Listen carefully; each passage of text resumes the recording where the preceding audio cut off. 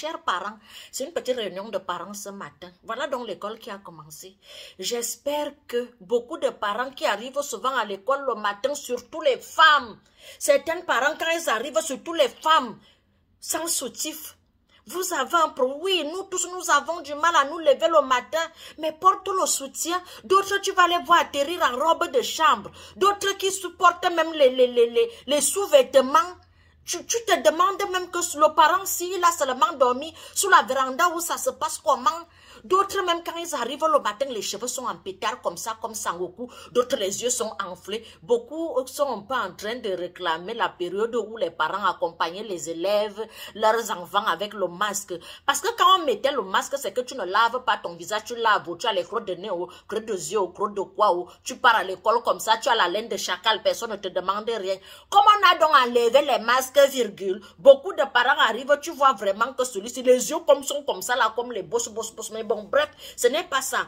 J'allais aussi dire à certains parents que vous qui avez les enfants violents à la maison, qui donnent les coups de poing, qui ont déjà les grands frères qui se bagarrent à la maison, dites-leur que quand ils arrivent à l'école, les enfants des autres ne sont pas aptes à la bagarre et qui sont, pas qui sont faibles et qui sont... Ils sont fragiles. Donc, apprenez à vos enfants à ne pas frapper les enfants des autres. Apprenez à vos enfants de ne pas harceler les enfants des autres. Apprenez à vos enfants d'être sociables. Parce que l'éducation commence à la maison. La maîtresse va seulement approfondir l'éducation. Vous n'allez pas ne pas éduquer vos enfants à la maison. Vous croyez que c'est les enseignants qui vont éduquer vos enfants.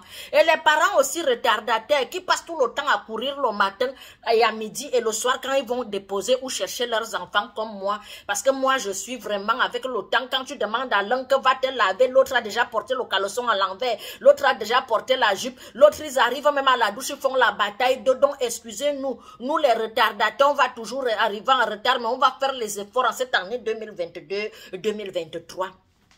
J'avais aussi quelque chose que j'allais dire à certains parents au niveau des vols des fournitures scolaires.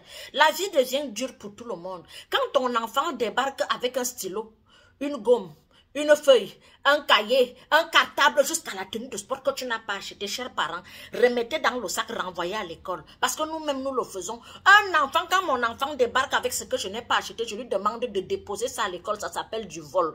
Donc, ne cautionne pas un enfant qui commence à te racoler les bics, les stylos, les ceci. J'ai un oncle qui est en prison aujourd'hui, il est voleur, il vole comme la volaille. Voleur olympique, il a commencé à voler à l'école. On croyait que c'était la blague, le voilà qu'il a déjà approfondi dans le vol. Et il est en prison à l'heure que je vous parle. Donc, laissez les enfants qui vont à l'école là. Si l'enfant ramène quelque chose, renvoie à la maison. Si on vous dit, mettez le goûter dans le sac de vos enfants, mets le goûter dans le sac de ton enfant. N'attends pas que ton enfant va racoler le goûter de l'autre. Parce que la vie est dure pour tout le monde. Si tout le monde ne mettait pas aussi le goûter dans le sac de son enfant. On va faire, tu peux oublier une fois, deux fois, ça devient une habitude comment?